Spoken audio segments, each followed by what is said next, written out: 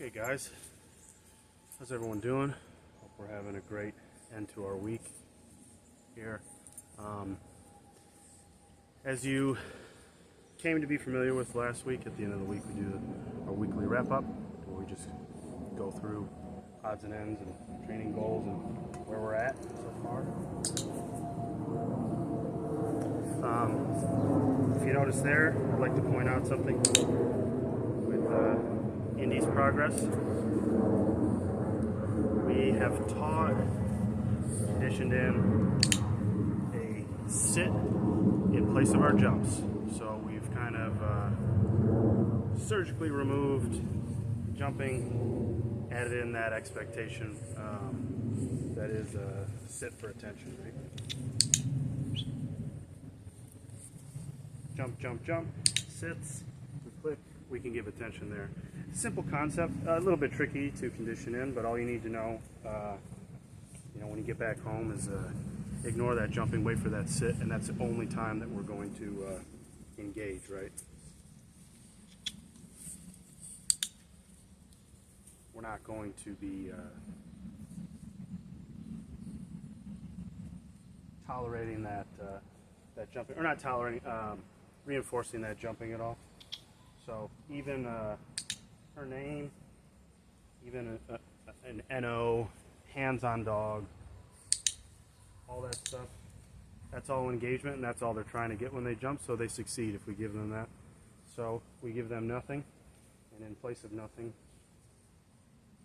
we wait for better behavior, which now is that good job, which now should be that auto sit for engagement, right? So I'd say that's mainly what we worked on the latter half of this week with Indy.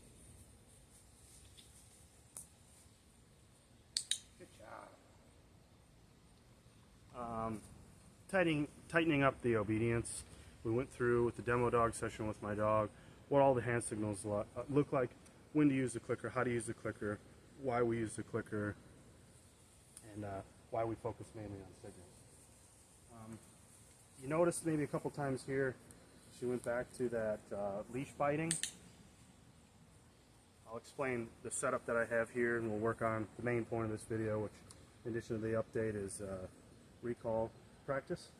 Now when we get that behavior, when we get that leash biting, we're going to give her something better to do. So what I did here is I just scatter fed or forage fed. I have a whole video on forage feeding and its importance. I'll send that over to you guys. I also have a video on the jumping specifically and the behavioral science behind it. I send that to you too. That's a really long one, but it's a good reference. We're going to forage feed, or we're going to pull out a toy, or we're going to ask for a sit. We're going to do anything else other than encourage the good job, the leash biting, and then she's going to do all those things because she gets rewarded for those, and she doesn't for the leash biting. Right? So often, in so many situations, we can be rewarding our dog instead of correcting our dog, and that's where a lot of trainers fail. A lot of people get frustrated. You see the bad behavior and you want to react to it immediately and you want to shut it down. And when the dog has learned better, when the dog knows that that's fully an NO and we don't do that, down the line in their progression, it's okay to say, hey, stop doing that. I don't like that you're doing that. But right now, we don't want to focus so much on the negative. We want to focus on the positive. We want to build confidence in our dogs. And we're not going to get there as easily and through the methods that we should if we spend all this time correcting. So spend more time rewarding good behavior than you spend correcting bad behavior. But in a nutshell, we've worked on that principle this week, further solidified the obedience. Clearly we've worked on the hand signals. We've got very good impulse control over here from Chico. I'd say that was probably his biggest area of improvement. He needed a lot more impulse control, right? All that barking, that demand barking, that alert barking, the jumping, the sporadic movements, all that boils down to is poor impulse control. That's fine. A lot of puppies have that.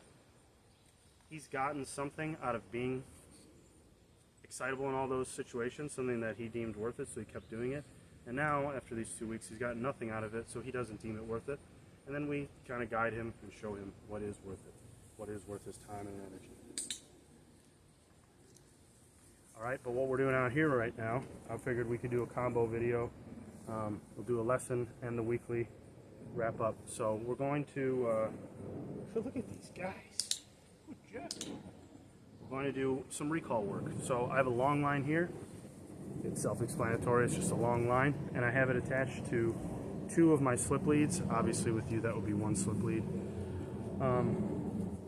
The reason that I have it attached to the slip leads is so the dogs don't choke themselves at the end of the leash and, you know, run really, really fast. And, you know, if you have a flat collar or a harness, maybe they can slip out of the harness. The flat collar, it's too much pressure on the esophagus. So we put the slip leads on, 1 for safety, 2 they're associated with training already. We've been using them to train. They know what they feel like. They're conditioned to them. They respond well to them. So they're not just out here being totally aloof. Now, the first key to working on recall training is to ignore your dog. Let them do what they're doing right now and sniff around. If they were still super focused on me, I could click and scatter more treats. Right, so we get them, perfect.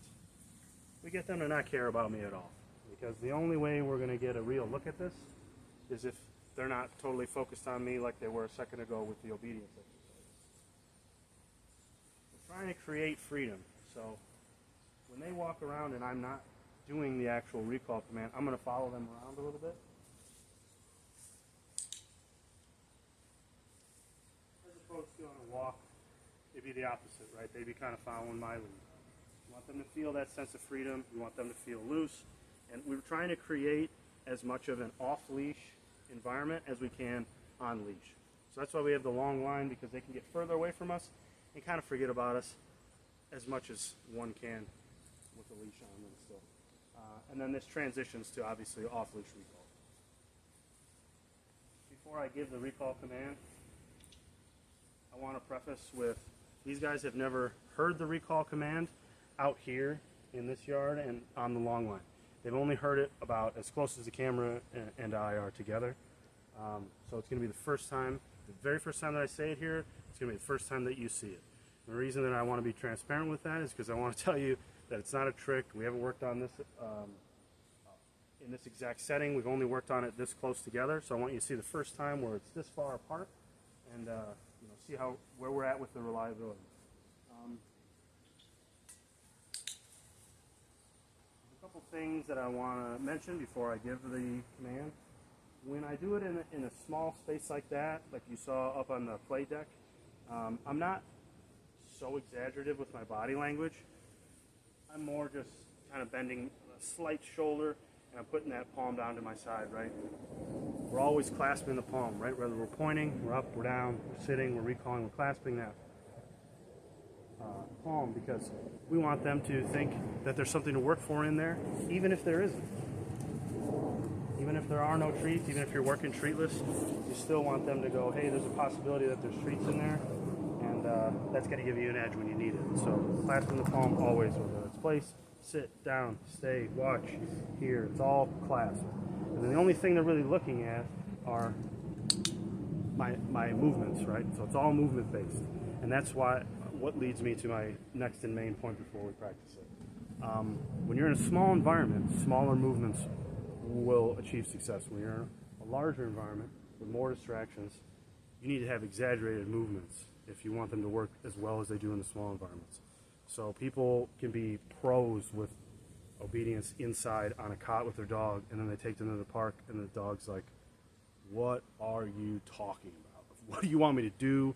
Who are you? I don't know you. I don't know nothing. Look at this bush I've never seen before. Hey, I think there's a dog. Look at that cool bird, right? So our value decreases, and the value that they place on the external world increases, right? So we need to become more valuable. How do we do that? You guessed it.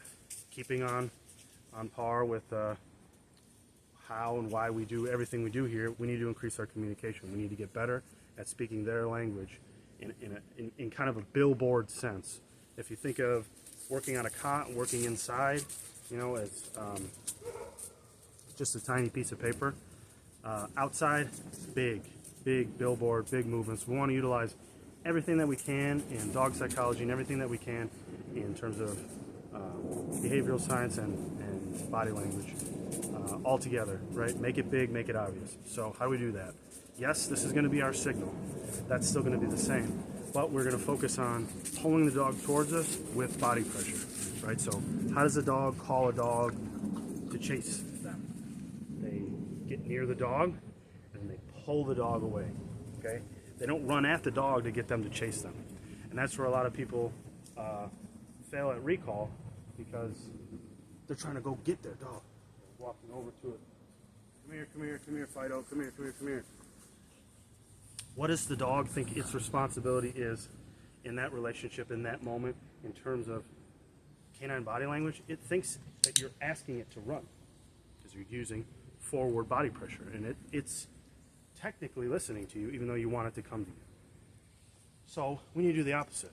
We call our dog, we give our signal, verbal and physical, and we retreat with our body language. We apply negative body pressure, and we kind of go to the dog, hey, follow us, chase us, right? And then when they get to you, you can mark, and you should mark positively the whole way there as they're running.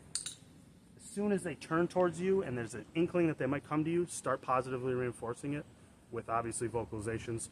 We can't apply the other two P's because we can't make physical contact with the dog, and we can't pay from that distance accurately and consistently, and we want to be a consistent source of learning. So we apply the praise reward, right? So good boy, good dog, there we go, come on buddy, get excited, cheerleader.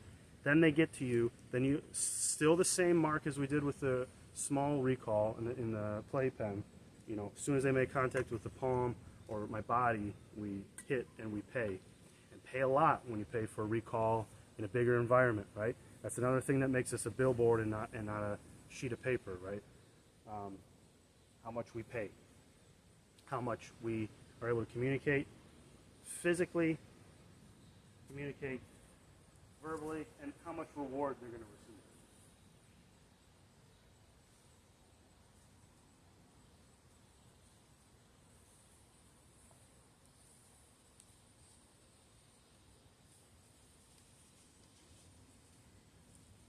You're really good at getting tangled up, huh? Nope. Nope.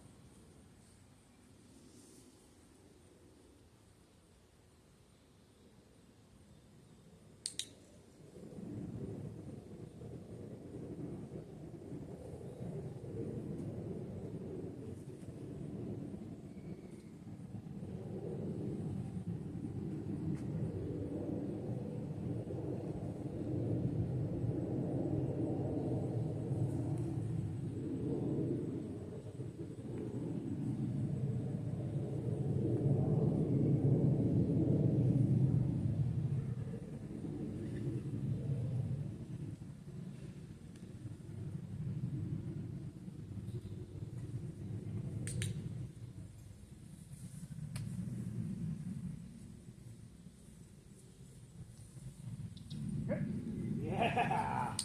Good job. Good job. Oh, yeah. All right. All right.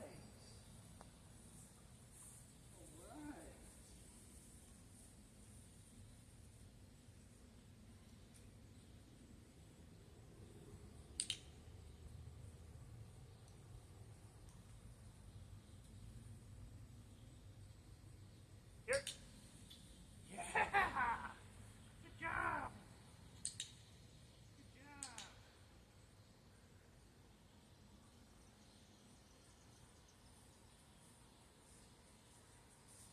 Yep. Yeah. Good. Oh, yeah, that was a fast one. That was a Excellent. Good job, guys. Good job. All right. Okay. Just a couple reps and then let them go have fun. Don't overwork it. They'll get desensitized to it. So I wanted you to see that on the tripod and see that out in the larger yard because I want you guys to realize that every part of how I moved my body added into why they responded so well to that, even though it's the first time they've done it. Yes, I mean the gesture. Yes, I mean the cue. Yes, I mean the positive reinforcement, praise, reward based all the way through. Yes, I mean the click timely when they make contact, but I also mean the physical shape I make, right? I'm coming down to them. I'm trying to get them as excited to come to me as possible, whereas a lot of people treat it like, get over here right now, and that's that. And what dog in their right mind is going to want to respond to that? But we speak their language, we keep it positive, we show them, hey, recall is fun, recall pays, recall speaks their language. We'll get consistent at it. I dropped the leash after I think one rep there. They were still doing it. I would say Indy was a little bit better with it, but not in a negative way. Chico was just more distracted with the treats that were still there. But that's another reason that I like coupler training. That's when we're having two tied together, because whichever is stronger at the recall will help coax the other one into being more reliable with the recall until eventually they're both recall stars. So hope that makes sense, guys. Hope you had a great week. As I said, all in all, everything's going great. I'm going to get these guys untangled and get them back with their playmates. But as always, thank you guys, and let me know if you have any questions. Great job, team. Good job. Good job. Let's take a break.